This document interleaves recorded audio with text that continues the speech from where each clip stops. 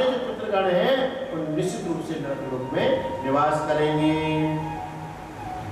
जो कोई प्राणी पर नारी से मित्रता करता है या नारी पर पुरुष से मित्रता करती है, रेत कुल्याम पातीतम रेत संप्रपादन, ऐसा होगा स्त्री या पुरुष दोनों, तो यमराज के लिए उसको नरक में ले जाते। क्या सजा देते?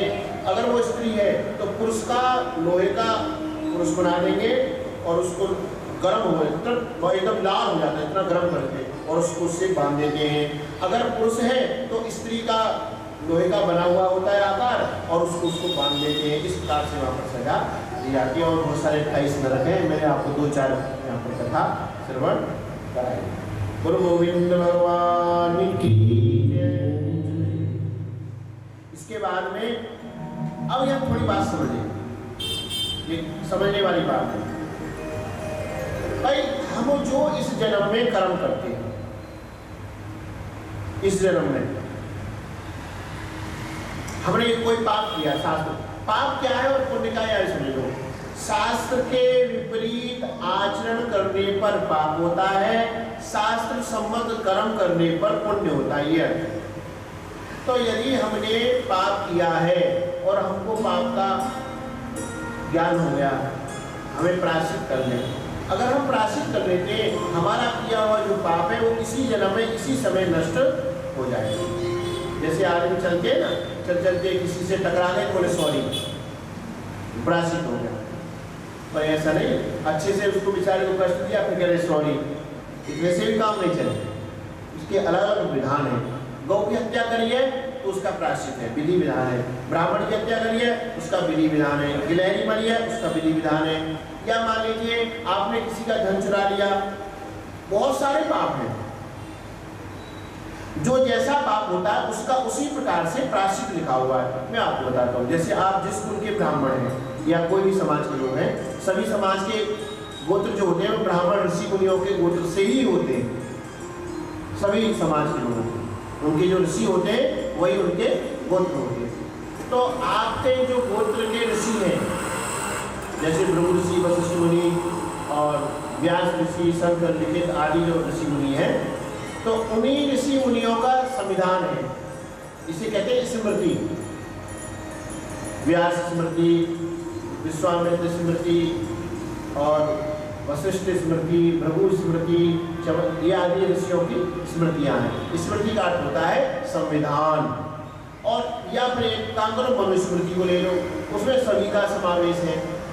अगर आप जैसे अपने गोत्र का लेना चाहते हो, जैसे पाराशर स्मृति है, आप पाराशर गोत्र के हो तो पाराशर स्मृति को ले लो, उसके अनुसार आपने उसमें सब लिखा हुआ है कौन सी आपने इस जन्म में कर लिया उसका प्रायश्चित। यदि आपने इस जन्म में प्रायश्चित नहीं किया तो फिर आपको किसी ना किसी जन्म में वो भोगना ही पड़ेगा। तो अकाट्य उसे कोई नहीं मिटा सकता।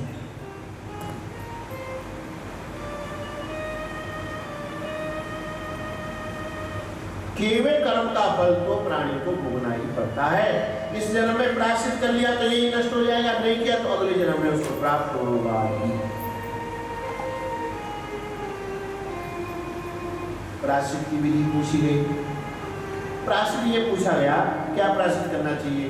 बोले गौ ब्राह्मण की सेवा करने से, तीर्थ यात्रा करने से, भजन पूजा करने से, कथा सत्संग का श्रवण करने से, दान पुण्य धर्म करने से, व्रत तपस्या करने से, मंत्र जप करने से ये प्रायश्चित हो जाता है। लेकिन यहाँ राजा परीक्षित ने पूछा, प्रभु मैं प्रायश्चित नहीं पूछ रहा, पाप करने की जो प्रवृत्ति है वो भी दूर हो जाए, ऐसा कोई उपाय बताओ। आप समझो, जैसे आपने अपराध किया, जैसे आप बीड़ी पीना पाप है, तंबाकू खाना, तो आपने तंबाकू खा लिया, फिर उसका प्रायश्चित कर लिया, फिर खाने लगा, मन होने लग गया, फिर खाने लग गए। या मान लीजिए आप मदिरा का पान किया, मालूम पड़ा कि भाई ब्राह्मण कुल में हम पैदा हुए और ब्राह्मणों को तो ऐसा करना ही नहीं चाहिए, चलो प्रायश्चित कर लेते, फिर पीने की प्रवृत्ति बढ़ रही है। तो हम ये पूछना चाहते हैं, प्रायश्चित तो है लेकिन पाप करने का जो स्वभाव है वो ही मिट जाए, ऐसा कोई उपाय बताओ। प्रायश्चित करने से पाप मिटता है, पाप करने की जो प्रवृत्ति है, स्वभाव है, वो नहीं मिटता। वो किससे मिटता है? तो बताया कि वो भगवान नाम का जप करने से मिलता है, हरि कीर्तन करने से मिलता है। यदि आप भगवान नाम का कीर्तन करते हैं, यहाँ की भाषा में ध्वनि कहते हैं, भगवान की हरि कीर्तन करते हैं, भगवान का भजन करते हैं, संकीर्तन करते हैं, तो पाप तो नष्ट होंगे ही। जैसे स्मरण मात्रेण जन्म संसार वंदना, नाम निरूपण नाम जदन्ते सोई प्रगट जिन मोल कलयुग जोगिन जगिन ज्ञाना, एक आधार राम गुण गाना। कलयुग जोग जगिन ज्ञाना, एक आधार राम गुण गाना। कलयुग में आप प्रायश्चित कर लो, प्रायश्चित हो जाएगा, स्वभाव नहीं मिटेगा। लेकिन भगवान नाम संकीर्तन यदि करते, भगवान के राम राम गोविंद माधव के सब अच्युत का उच्चारण करते, नाम उच्चारण करने मात्र से प्रायश्चित तो हो ही जाएगा, पाप तो नष्ट हो जाएंगे, पाप करने का जो स्वभाव है वो भी नष्ट हो जाएगा। बोले महाराज कोई ऐसा प्रमाण है, ऐसा हुआ है? तो एक कथा सुनाई। क्या कथा सुनाई? अत्र च उदारमी इतिहासं पुरातनं दूतानां विष्णुयं मयो शोभादस्मं निबोधमे कानकुब्जेद्रेकस्मिन् दासीपतिरजामिनः नाम्ना नष्ट सदाचारो दासस्यासन् सर्गदूषितः। कानकुब्जेद्रेकस्मिन्, एक कानकुब्ज में एक ब्राह्मण रहते थे जिनका नाम था अजामिल। और वह अजामिल कैसे थे? नामना न सदाचारो दास्या संसर्ग दूषिता, उन्होंने अपने सदाचार का नष्ट भ्रष्ट कर डाला और दासी के संसर्ग दोष से वह दूषित हो गए। और इसकी कथा मैं आपको थोड़ा अलग से सुना, ये कथा ऐसी है, तब समझ जाएंगे। कानकुब्ज में एक ब्राह्मण है, ब्राह्मणों की बस्ती, और ब्राह्मण के एक बेटा था जिसका नाम था अजामिल। वो भी वेद पाठी था और उसका विवाह भी हो गया, अभी 1-2 महीना पहले हुआ था, 2-4 महीने। एक बार पिता ने कही बेटा तुम जो है समिधा लेके आओ, अग्निहोत्र करने के लिए, मैंने हवन करने के लिए पूजा। वो लकड़ी जंगल में लेने ले गया। अजामिल यद्यपि वेद पाठी था, संध्या गायत्री करता था, भस्म धारण करता था, शिखासूत्र धारण करता था, संध्या गायत्री करता, लेकिन वो जब लकड़ी इकट्ठी कर रहा था, वहां पर थोड़ी सी दूर पर एक गणका स्त्री थी। गणका स्त्री को उल्टा स्त्री बोलते हैं। तो गणका स्त्री जो है किसी पुरुष के साथ नशा कर रखा था, उसने नशा में थी और वह उसको किसी पुरुष से वार्तालाप कर, माने कुचेष्टा कर रही थी, वो शास्त्र विपरीत। उस अजामिल ने उसको देख लिया, गणिका स्त्री को, शायद वेश्या नारी बोलते हैं, उसको देख लिया। उसकी सुंदरता, उसके हाव भाव, उसकी चेष्टाएं, उनको देखकर अजामिल का जो मन था वो उसकी तरफ आकर्षित हो गया। ये बहुत अच्छी कथा है, इससे बहुत विवेक प्राप्त होता है। उसका मन बेकार हो गया, वो लकड़ी लेकर समझा घर पे आया, घर पे आकर लकड़ी दी, उसने अपने घर से धन चुराया चुपचाप और धन ले जाकर उस स्त्री को दिया और उससे मित्रता कर ली। आप इसे गहराई से वेद पाठी, संध्या गायत्री करने वाला ब्राह्मण, अच्छा कुलीन सदाचारी ब्राह्मण था। ये ऐसा दृश्य देखकर वह उसका मन दूषित हो गया, तो जो लोग, उनकी हालत क्या होगी? साधारण मनुष्य ये टीवी मोबाइल में देखते हैं ना, उनकी क्या हालत होगी? कहते कोई फर्क नहीं पड़ता, कैसे भी वस्त्र पहनो। नहीं पड़ता भाई, नहीं पड़ता, क्या करें? आप जैसे वस्त्र पहनोगे दूसरा आपके अंगों को देगा, फर्क नहीं पड़ेगा। ब्रह्मा जी का बेटी जो सावित्री थी, उनके प्रति कुहाव आ गया।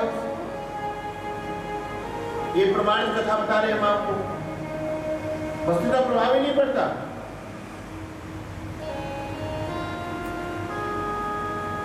बड़े ज्ञानी लोग हो गए भाई, फिजिक्स केमिस्ट्री पीसीएम की मैकाले शिक्षा पद्धति पढ़कर पता नहीं क्या समझने लगते हैं अपने को।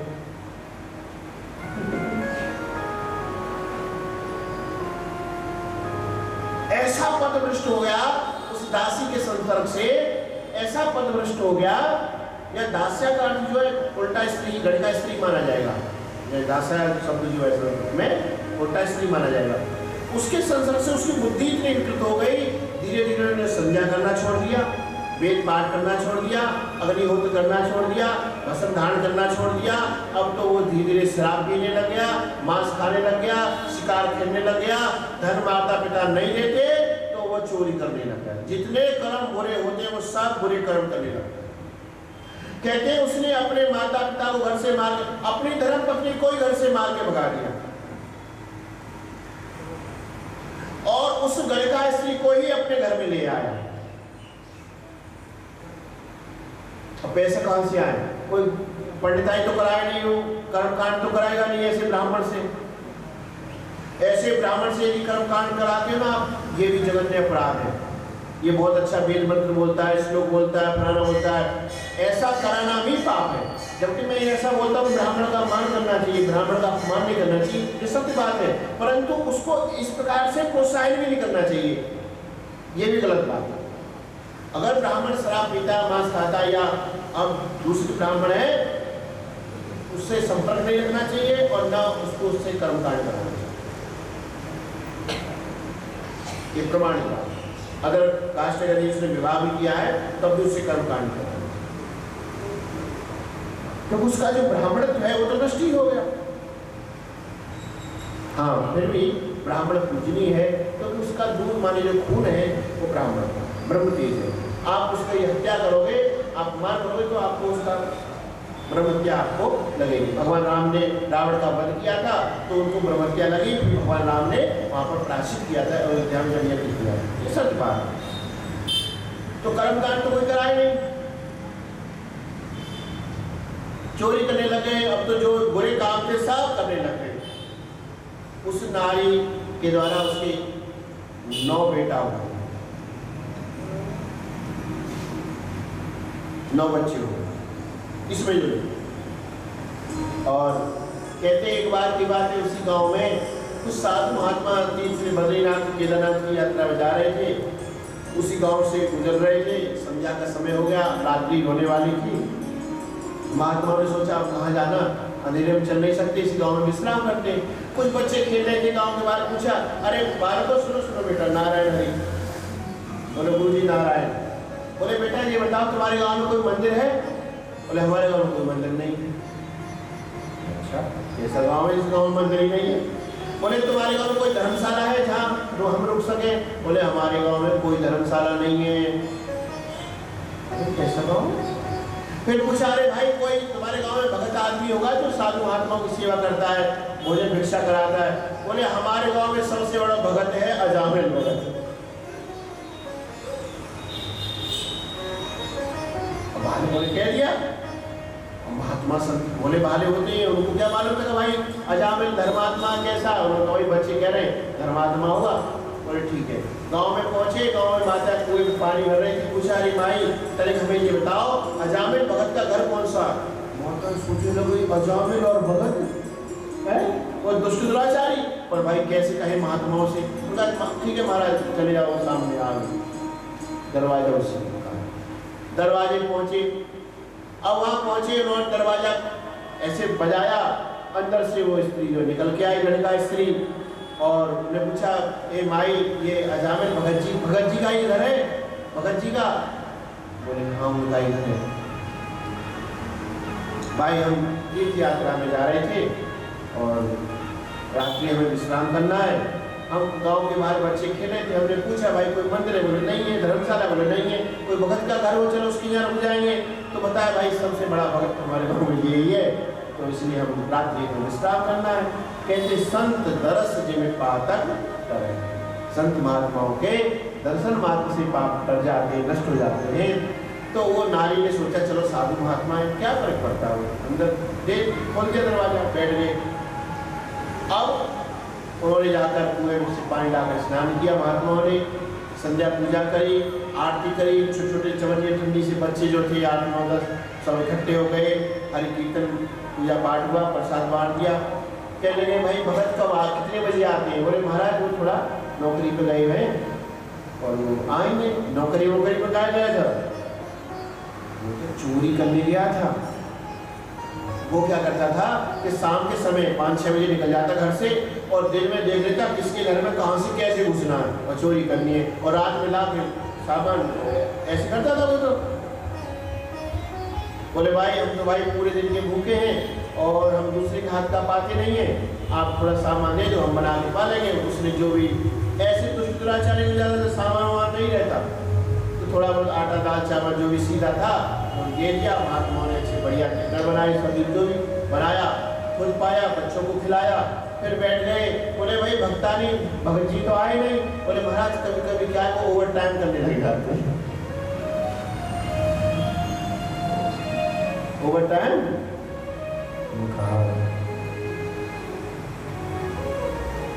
यार, जितनी बेचारी कितनी गरीब है और फिर भी इतने बेचारी कितनी सीधी सच्ची भोली भाली है, इतना सेवा कर रही है, हमारे हमें भोजन कराया, रहने की जगह दी। जब ये इतनी अच्छी भोली भाली है तो इसका पति कितना भगवान का भक्त होगा। तो थोड़ा देर और जग के भाई चलो सो जाएंगे, भगत जी से मिलकर सोएंगे।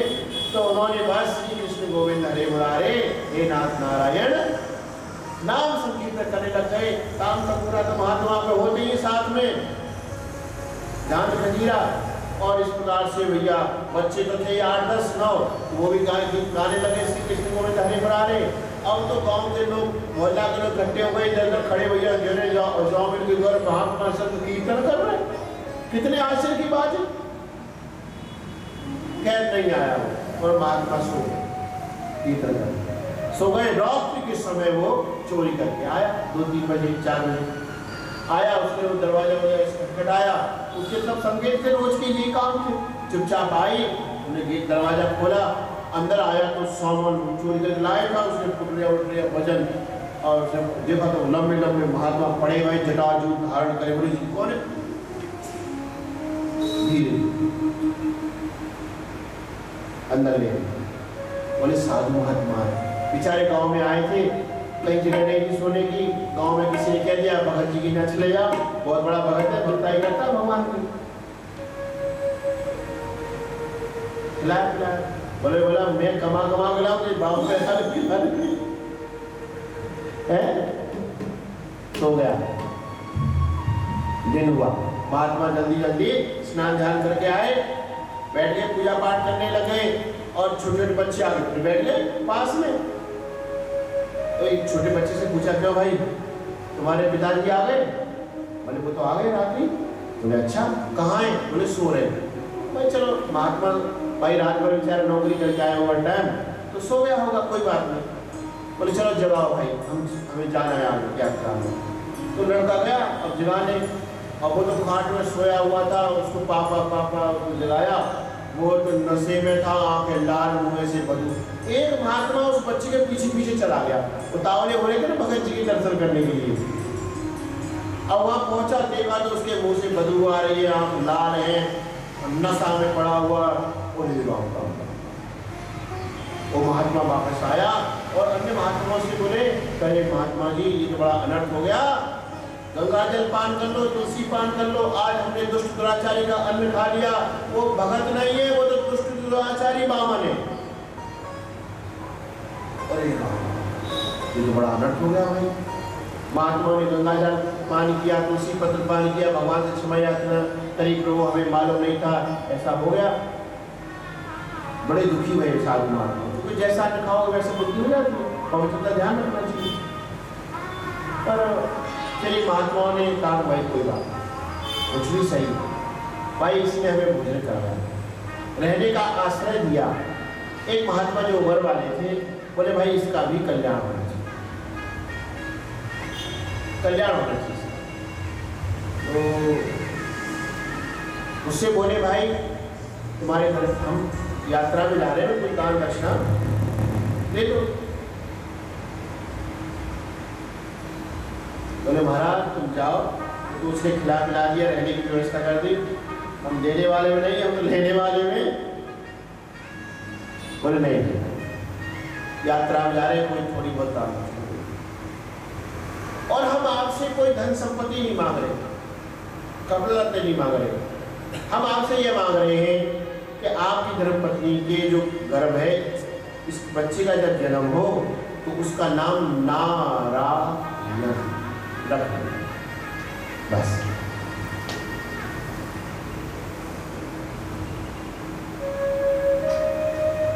पत्नी बोली अरे इसमें क्या जा रहा है, नाम तो रखना ही है बच्चे का, अगर साधु महात्मा नाम रख देते तो बहुत बड़ी बात है, रखे तो हाँ रख लेंगे, बोला हाँ महाराज नारायण रख देंगे, लेकिन तुम हमारा पीछा छोड़ो, चले जाओ।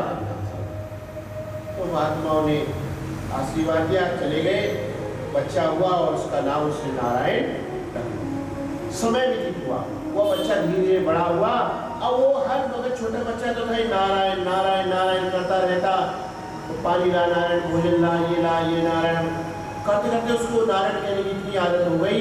कहते अंत समय उसका आ गया था और मृत्यु का समय आया, उसको लेने के लिए यमराज के लोग वहां पर आए, उसका प्राण, उसको जोर से गला अवरुद्ध हो गया, प्राणांत होने वाला था, उसको जोर से प्यास लगी, तो उसने प्यास पानी मांगने के बेटा को बुलाया नारायण, तो उसने नारायण इतना ही बोल पाया था, पानी तो बोल ही नहीं पाया, शरीर छूट गया।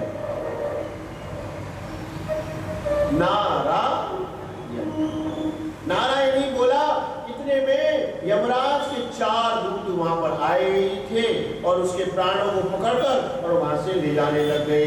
जब वो ले जा ही रहे थे, उसी समय भगवान विष्णु के 4 दूत आए, जो 4 अक्षर है नारायण, 4 अक्षर है, 4 दूत आए लेने के लिए। अब उन विष्णु दूतों ने कहा भाई ये क्या कर रहे हो, क्या कर रहे हो, अरे इसके प्राणों को लेके जा रहे, नहीं ऐसा नहीं हो सकता, आप इनके प्राण को नहीं ले जा सकते। बोले क्यों, ये दुष्ट दुराचारी है, विधर्मी है, इसके यमलोक नहीं ले जाएंगे तो कहां ले जाएंगे। बोले आपको मालूम है धर्म और अधर्म किसे कहते हैं, पाप और पुण्य कहते हैं। बोले हाँ, बोले बताओ, तो बताने लग गए, वेद प्रणहितो धर्मो ही धर्मस्तद विपर्यः, वेदो नारायण साक्षात् स्वयंभूरिति सुश्रुमः। वेद प्रणहितो धर्मो या धर्मः संधि करेंगे, वेद के द्वारा प्रतिपादित जो है वो धर्म है, वेद सम्मत जो जीवन है वो धर्म है, और वेद के विपरीत जो आचरण है वो अधर्म है। वेदो साक्षात नारायण, वेद भगवान नारायण के ही रूप है, ऐसा हम जो श्रवण करते आ रहे हैं। तो वेद में जिन कर्मों को कहने के लिए कहा गया है, करने के लिए उनको करना चाहिए, वो धर्म, और जिनको मना किया और कर रहे वो अधर्म। ये दुष्ट दुराचारी है, इसने पाप किए, ब्राह्मण होकर श्राप दिया, ब्राह्मण होकर मांस खाया, ब्राह्मण होकर अपनी धर्मपत्नी का त्याग कर डाला, परिस्थिति से मित्रता कर डाली, चोरी करना, दूसरों को सताना, ये ब्राह्मणों के काम है। ऐसे दुष्ट को अगर हम यमलोक नहीं ले जाएंगे तो कहाँ ले जाएंगे।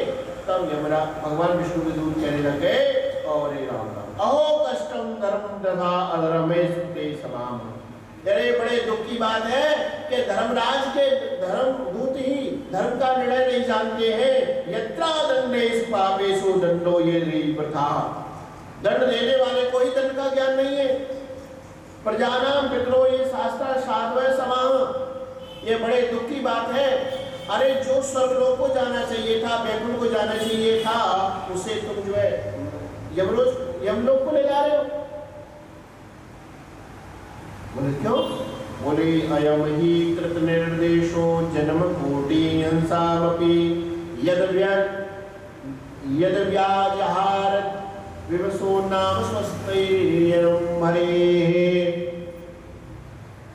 जो प्राणी एक बार भी भगवान श्री हरि के नाम का उच्चारण कर लेता है, कोटि कोटि जन्म के पाप उसके नष्ट हो जाते हैं। इसने अभी मरते समय नारायण का नाम लिया, और नारायण का नाम लेते ही इसके करोड़ों जन्मों के जो पाप थे वह सबके सब नष्ट हो गए। बोले महाराज भगवान विष्णु का नाम नहीं लिया, ये तो बच्चों का नाम, अपने लड़के का नाम लिया। बोले नाम तो नारायण का ही है, चलो भागो यहाँ से, और उनको भगा दिया। कोई भी प्राणी, सुनो, इसलिए परिहासं वा स्तोमं हेलनमेव च वैकुंठम नाम गृह्णेन अशेषाम अघरम विदुः। कोई प्राणी सांकेत्यम, संकेत से भी नाम लेता है। जैसे आप जो बैठे हुए हैं ना, आप ऊपर दृष्टि करो, मैं ऐसे हाथ कर दूं, ऊपर दृष्टि करो, बताओ ये क्या है, आपने नमो भगवते वासुदेवाय, ये संकेत है ना। संकेत से भी यदि कोई नाम लेगा, अथवा परिहासम, मजाक में कहते हैं राम, अरे राम, राम के भगत बने भैया राम, परिहास में, अथवा हेलनम, भूल चूक में, अथवा पतितम, गिरते समय, स्खलितम, फिसलते समय, भगनम, सुदृष्टम, तमस आहत, कष्ट होने पर, प्रताड़ित होने पर, अथवा विवस्थावश, मजबूरी में, सब हरि कीर्तन कर रहे हैं तो हमें ही बोलना पड़ेगा। यदि कोई भगवान गोविंद नाम का उच्चारण करता है तो कोटि कोटि जन्म के पाप उसके नष्ट हो जाते। भाई को भाई अनक आलस हूँ, नाम जपत मंगल दिस दसहूँ। भाई कुभाय अनक आलस हूँ, भाव में, कुभाव में, अनक में, आलस में, कोई भगवान श्री हरि का नाम का उच्चारण करता है, नाम जपत मंगल दिस दसहूँ, सब प्रकार से उसका मंगल ही मंगल होता है। इस प्रकार से उनको वहां से हुआ चले गए प्राण, उसके प्राण पुनः उस शरीर में आ गए। वो सब बातें सुन रहा था। उसने विचार किया, मैंने अपने बेटे का नाम लिया नारायण, तो मुझे मेरी रक्षा करने के लिए भगवान विष्णु के वैकुंठ से 4 दूत आए मेरी रक्षा करने के लिए, यदि प्रेम से नाम लूंगा तो मेरा क्या होगा। और उसी दिन उसके शरीर में प्राण आ गए, उन्हें घरवार का त्याग कर डाला और उसने हरिद्वार जाकर हर की पेड़ी में बैठ कर, हरिद्वार हर की पेड़ी वहाँ बैठकर नारायण नारायण नारायण का जप किया और समय उसने भगवान की प्राप्ति कर ली। बोलो गोविंद भगवान की जय। अब आप विचार करो, जाने अनजाने में भी भगवान के नाम का उच्चारण करने पर इतना पुण्य प्राप्त हो सकता है, पापों का नाश हो सकता है।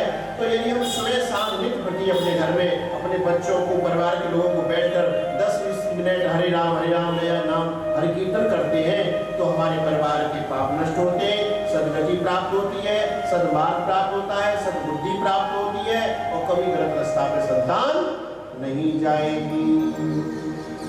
अब कथा विराम देते, पुनः 3 बजे से आगे कथा श्रवण कराएंगे। पहला चरित्र आप अन्य कथाओं को छोटी कर देते हैं, जो भक्तों की कथा है उसको थोड़ा विस्तार करेंगे। श्रीमन नारायण नारायण तारा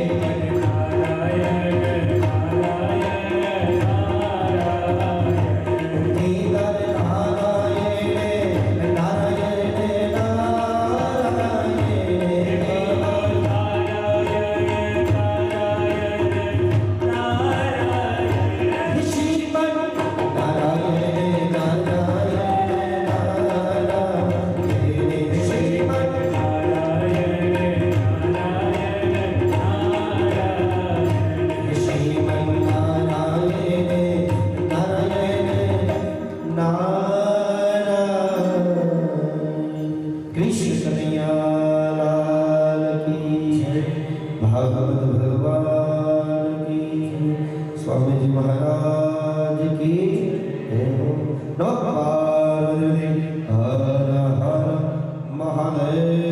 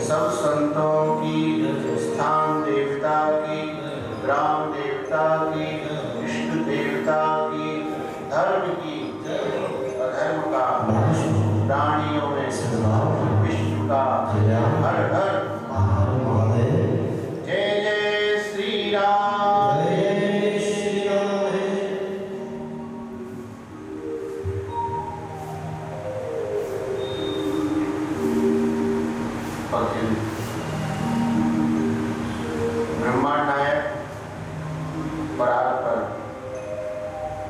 नंद नंदन बाल भगवान श्री श्याम सुंदर पुण्य सल्ला माँ सरस्वती मैया उत्तरांचल की गिरी गुफाओं में विराजमान सिद्ध योगी महर्षिगण भूपति ब्राह्मण भक्त माताएं अन्य सभी के अंदर आत्मा विराजमान भगवान श्री जी को हमारा प्रणाम स्वीकार। प्रथम सत्र के अंतर्गत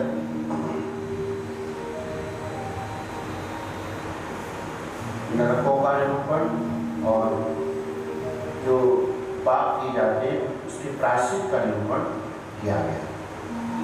तो वहां सबसे श्रेष्ठ बताया गया प्रायश्चित करने से पाप ही नष्ट होते हैं, परंतु पाप करने की जो प्रवृत्ति है, स्वभाव है, आदत है, वो नष्ट नहीं होता। परंतु भगवान नाम का संकीर्तन करने से, हरि नाम का जप करने से पाप तो नष्ट होते ही हैं, पाप करने की प्रवृत्ति भी नष्ट हो जाती है। अर्थात जैसे अजामिल था और उसने केवल एक बार ही नारायण बोला। नारायण 4 अक्षर है, न र य ण, 4 भगवान के पार्षद उसकी रक्षा करने के लिए वहां पर आते। तो यदि हम प्रेम भाव से, पवित्र भावना से और नित्य निरंतर भगवान का जप करें, भजन करें, तो निश्चित रूप से हमारे अंदर पाप नष्ट हो जाएंगे और भगवान का सानिध्य हमें 100% प्राप्त। इसके बाद में तस्यां सपंचजन्यां वे विष्णुमायो प्रवृत्तः हर्षसंगानयुतं पुत्रान् जनयते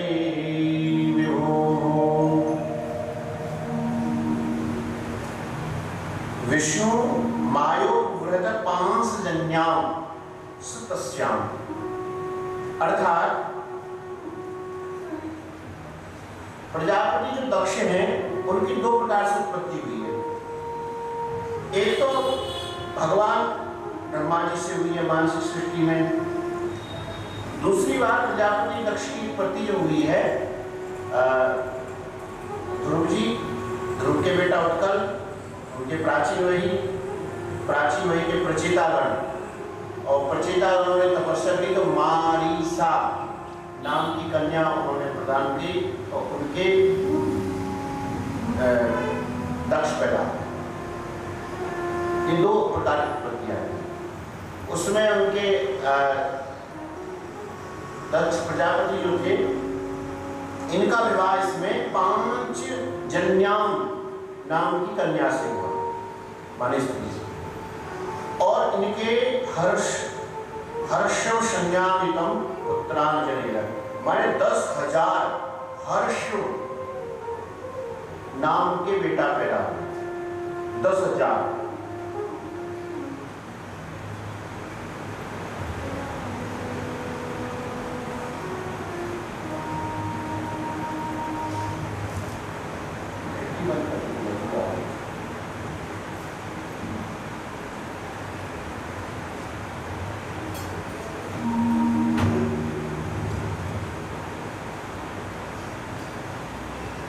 आप सोच रहे हो 10,000 बेटा होने में तो कम से कम भाई एक 9 महीने में 1 साल में 1 बेटा हुआ तो कितने साल हो गए?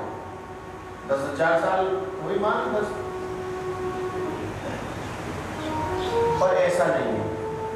ये जो सृष्टि के आदि में संतान उत्पत्ति होती है संकल्प से, स्पर्श से और चरु से। चरु माने औषधि बनाई जाती है दिव्य मंत्रों के बाद। मैत्री सृष्टि तो ये बाद में प्रारंभ हुई, बहुत निम्न स्तर पर, सबसे निम्न स्तर पर मानी गई इसको। बेटाओं से कहा अत्र नारायण सरस्वतीर्थम सिंधु समुद्रयो और शंभो यत् सुमहन मुनि निवेशितम। आप जो है नारायण तीर्थ में जाकर तपस्या करो, तो तपस्या करके और सृष्टि का विस्तार करो, ऐसा पिता ने आज्ञा दी। तो 10,000 जो बेटा थे हर्षयशु, वो जो है नारायण तीर्थ में गए। ये नारायण तीर्थ कहाँ है ये आपको मालूम नहीं है, हम बताते हैं। ये गुजरात में जो कच्छ भुज है ना, भुज, तो भुज से और तो 25-40 किलोमीटर जाते ऊपर, वहां समुद्र के किनारे है नारायण सरोवर, गुजरात में। गांधी धाम है, गांधी धाम से ऊपर है साइड में, समुद्र के किनारे नारायण सरोवर है। वहां पर जाकर तपस्या करनी। वहाँ क्या है, सिंधु नदी जो है ना, वो वहां पर आकर बहती मिलती है समुद्र में, इसलिए उसको नारायण सरोवर कहते हैं। आज भी वहाँ नारायण सरोवर कहते हैं, गुजरात में ही है। और उसके बाद में फिर वहां से आगे पाकिस्तान पड़ता है। पाकिस्तान का जो रेगिस्तान है वो सब उधर पड़ता है, सिंधु क्षेत्र। तो वहां आकर वो जो तपस्या कर रहे थे, कहते हैं उसी समय देवर्षि नारद जी उनके पास में आए और नारद जी ने आकर उनसे वार्तालाप किया। पितृदेशे नियंत्रिता, उन्होंने पूछा नारद जी ने कि भाई आप कौन हो, क्या कर रहे हो? तो उन्होंने बताया कि हम प्रजापति दक्ष के पुत्र हैं, दक्ष के, और हम यहाँ पर तपस्या करने के लिए आए। बोले काहे के लिए, क्यों तपस्या करना चाहते हो? बोले हम तपस्या केवल माने सृष्टि की विस्तार करने के लिए करना चाहते हैं, और कोई उनका है पागल, आपको मालूम है सृष्टि क्या है? अच्छा एक बात, हमारे प्रश्नों को उत्तर दो और फिर आप जो है जो आपको करना हो, तपस्या करनी है, विवाह करना है, संतान को विस्तार करना, कर लेना। प्रश्न क्या पूछे? प्रश्न पूछे, अदृष्टवान्तं भूयुं बालिशावते पालिकाः तथैव पुरुषं राष्ट्रं व्यं चादृष्ट निर्गमम्। अदृष्टं वाप्तं भूयुं बालिशावते पालिकाः, एक ऐसा पुरुष है जो पूरे राष्ट्र में एक ही है, ऐसा पुरुष है एक।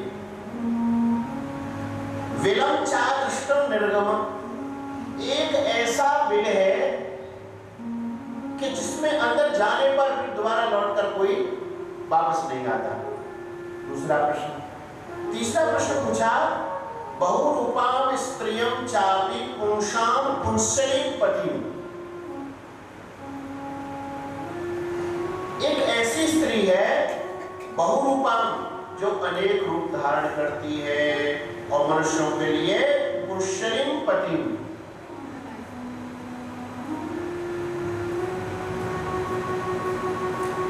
पुंसली का अर्थ होता है गणिका, संस्कृत में पुंसली बोलते हैं। पति सीधा अर्थ यह है कि एक ऐसी स्त्री है जो हर बार नई रूप बदल देती है, ये अर्थ है, बार बार रूप बदल देती है। फिर प्रश्न पूछा, नदीम उभयतो वाहम, ये मैं ना श्लोकों को उसको संधि करके बोल देती हूँ, और अगर वैसे बोलेंगे तो इस पर ना संधि करके बोलते हैं तो श्लोक का भावार्थ ही पकड़ में आ जाता है, ये श्लोक का तात्पर्य। तो नदी मोहयत वाहम पंच पंचाल भूतम क्रम, एक ऐसी नदी है जो दोनों ओर बहती है। अब बताइए आप, एक ऐसी नदी है जो दोनों ओर बहती है, इधर भी बह रही है और इधर भी बह रही है।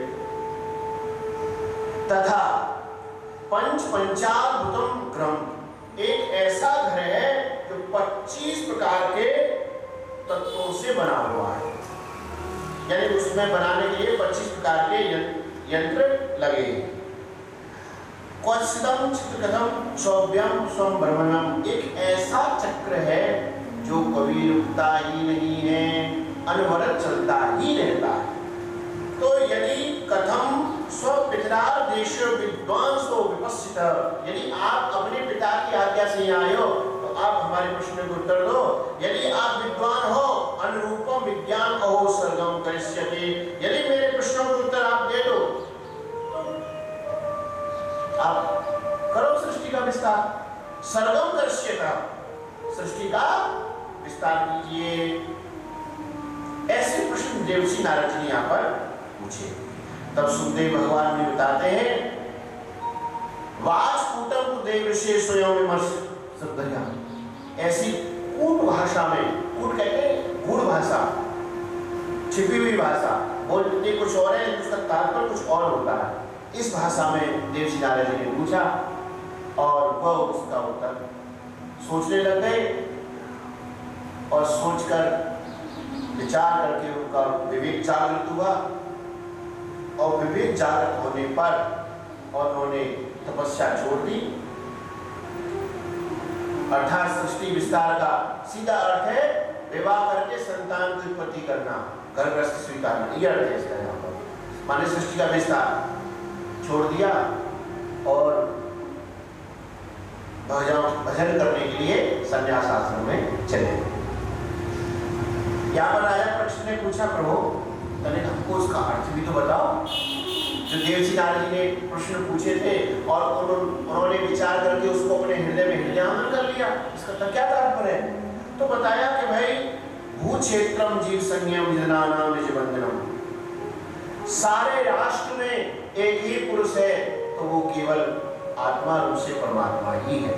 क्योंकि ये जानकर ही आपको आश्चर्य होगा, मैं आपको इतनी सी भाषा बता देता हूँ। इसलिए यहाँ पर पूरी बाड़ी में केवल एक ही पुरुष है, दूसरा कोई है ही नहीं। पर मेरी बात का विश्वास ही नहीं करोगे।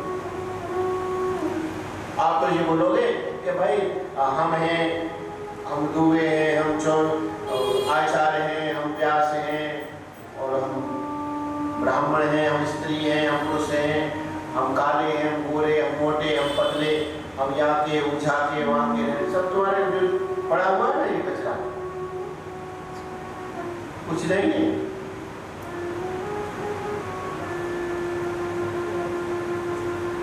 और समझ में नहीं आने वाली बात, क्योंकि अभ्यास नहीं करते, अध्यात्म विचार नहीं करते कथाओं का। इसका अर्थ है समझे, सब घट मेरा साइया, खाली घटना कोई, बलिहारी व घट की जा घट प्रगट। संस्कृत में आप ऐसे समझ लें कि जैसे घड़ा है, 25-50 घड़े हैं और वो घड़े सब के सब ऐसे रखे हुए हैं, उनमें जल भरा हुआ है। ऊपर से सूर्य भगवान का प्रकाश आया, तो सूर्य भगवान का प्रकाश आने पर सभी ग्रहों में अलग अलग सूर्य भगवान दिखाई दे रहे, लेकिन वो सूर्य भगवान अनेक नहीं है, वो एक ही है। पर अलग अलग घड़ाओं के कारण वो अलग दिखाई दे रहे। तो घड़ा तो मान लो ये शरीर सभी प्राणियों के, और जल मान लो सूक्ष्म शरीर यानी मन बुद्धि इंद्रियां, माने मन मान लो। चलो मन के ऊपर जो सूर्य भगवान की जैसे जल के ऊपर प्रतिबिंब पड़ता है, बिंब पड़ता है, माने उसकी छाया पड़ती है, इसी प्रकार से परमात्मा की आत्मा की मन पर छाया पड़ती है, उसे जीवंत भाव कहते हैं। तो एक ही सूर्य है, उसी प्रकार से इस जितने भी शरीर हैं उन शरीरों में एक ही आत्मा। यह खाली मनुष्यों की बात नहीं है, गाय भैंस कुत्ता बिल्ली सूअर कुकर पशु पक्षी कीड़ा मकोड़ा आकाश पाताल वायु सूर्य चांद तारे जितने हैं ना सब के सब एक ही तत्व।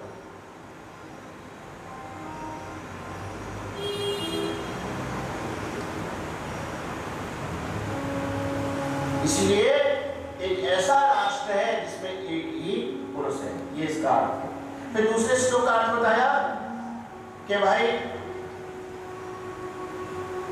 एक ऐसा बिल है विलम चाकृष्टम निर्गमम, कि जिसमें जाने के बाद पुनः लौटकर नहीं आता है। अर्थात यदि गत्वान निवर्तते तद्धाम परमम न तद्भासतो सूर्ये न तद्भासतो सूर्ये शांको न पावक, यदि गत्वान निवर्तते तद्धाम परमम मम। का ऐसा दरवाजा है कि जिस धाम को प्राप्त होने के पश्चात न निवर्तन थे, इस संसार का प्राणी दोबारा लौट कर वापस नहीं आता है। यह अर्थ है। फिर आगे बोला तथे बहुरूपा स्त्री च अपि, एक ऐसी स्त्री है जो अनेक रूप धारण करती है। पता है कौन है? बुद्धि। ये बुद्धि रूपी स्त्री ऐसी है, अभी तो अपने को सुखी मान लेगी, अभी अपने को गरीब मान लेगी, अभी अपने को सुंदर मान लेगी, अभी अपने को अमीर मान लेगी, क्षण क्षण में बदलती रहती है। आप सुबह के समय बैठ जाओ, पेन ले लो, कॉपी ले लो, कमरा बंद कर लो, कूलर चला लो, एसी चला लो, खाने पीने का सामान रख लो, पानी की बोतल रख लो और बैठ जाओ और लिखना प्रारंभ कर डालो। सुबह 6 बजे लिखो हमारे मन में क्या विचार, बुद्धि में विचार है, तो विचार आया तो भैया हम सुंदर हैं, अच्छे हैं, बढ़िया है। फिर 6 से 8 बजे लिखो अपने गुण अवगुण दिखाई देने जाएंगे। फिर 10 बजे लिखो अपनी बुद्धि अनेक प्रकार की, कभी सुखमय, कभी दुखमय, कभी शांतिमय, कभी आनंदमय, कभी अपने को विद्वान मानना, कभी योगी मानना, कभी अपनों को गरीब मानना, कभी असहाय मानना, कभी अपने को सुंदर मानना, कभी बलवान। ये बुद्धि अपनी ही बदलती रहती है। कभी अपने को सुखी मानना। अच्छा ऐसा होता या नहीं होता? सबके साथ में होता है, अनवरत होता है, सुबह से लेकर शाम तक, जन्म से लेकर मृत्यु तक। तो ये बहुरूपा जो है ये हमारी बुद्धि ही है, ये हमेशा नए रूप धारण करती है।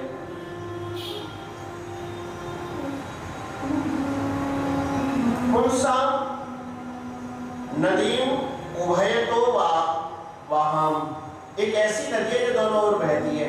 पता कौन सी नदी है? संसार रूपी नदी। ये दोनों ओर बहती है, दोनों ओर ऐसे बहती है। आप यदि संसार की वृत्तियों का अवलंबन लेते हैं, संसार के पदार्थों में आसक्त होते हैं, तो आप संसार सागर में बहते चले जाते हैं। यदि आप भगवान के अवलंबन लेते हैं, ईश्वर की भक्ति करते हैं, साधना करते हैं, ध्यान योग तपस्या करते हैं, तो आप जो है परमात्मा की ओर चले जाते हैं।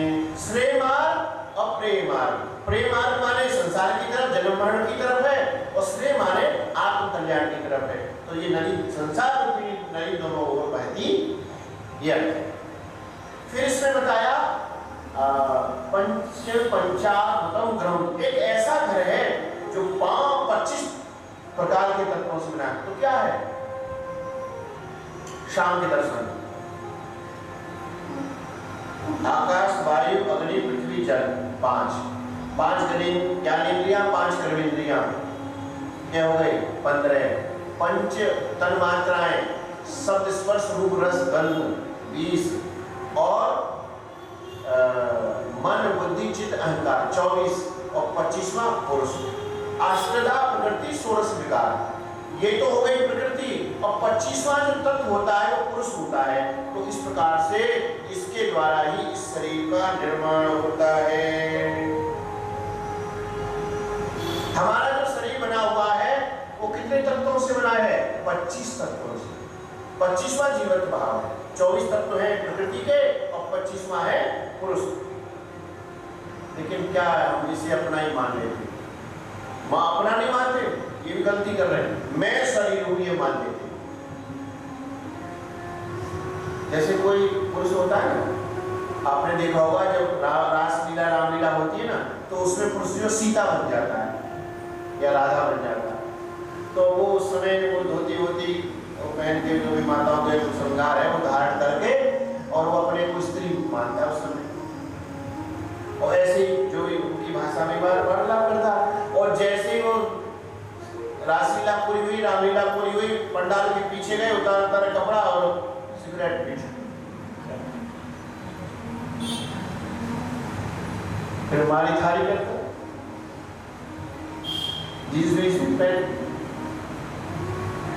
ये माना हुआ संबंध। ऐसे ही ये शरीर जो है 5 तत्वों के पंचीकरण से बना हुआ है।